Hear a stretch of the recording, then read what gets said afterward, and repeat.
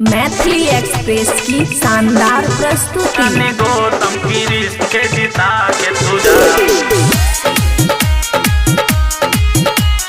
गौतम की रिश्ते के जिता के तुझा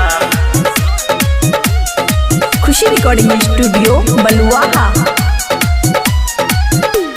चढ़ते इलेक्शन जाने नहीरा से ओइलू जाए जाए कैले बारू वोट बोना डेलू जाए जाए कैले बारू वोट बोना डेलू। चढ़ते इलेक्शन जाने नहीरा से ओइलू जाए जाए कैले बारू वोट बोना डेलू। ऐसे ना उल्टी पल्ले मारी के जा, ऐसे ना उल्टी पल्ले मारी के जा। ऐलू ता भोटेवा डाल के जा, गौतम कृष के विधायक बना के तुझा। ऐलू ता भोटेवा डाल के जा, रानी गौतम कृष के जिता के तुझा। रानी गौतम कृष के जिता के तुझा। डीजे मनीष रक्सौल। रानी गौतम कृष के जिता के तुझा। गौतम कृष ने रानी एम्स खातिर लड़ेलन, 4 दिन तक आने तन पर बैठे रहलन।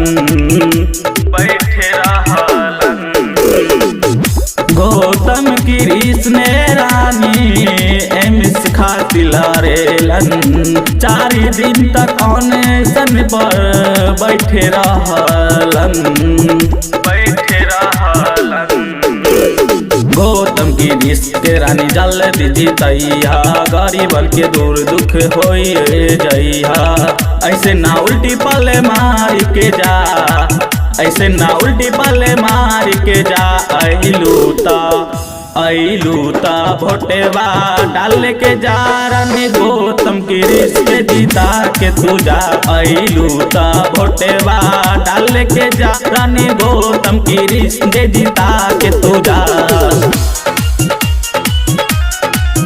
रानी गौतम कृष के जीता के तुझा।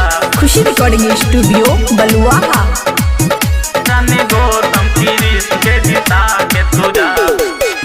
नंदा में बाबू करी है तोरो गुहाई, मुकुंद तोरो करी है भलाई।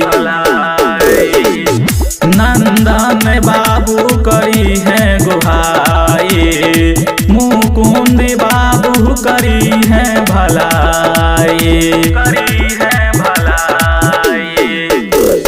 आज उजाला बात कहे जवन, मुकुंद के बातें तनी मान के जा, मुकेश के बातें तनी मान के जा।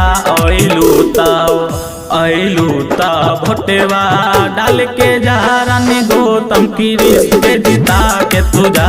ऐलू ता भोटेवा डाल के जा, रानी गौतम कृष के जिता के तुझा। चढ़ते इलेक्शन जाने नहीरा से ओइलू जाए जाए कैले बारू वोट बोना डेलू।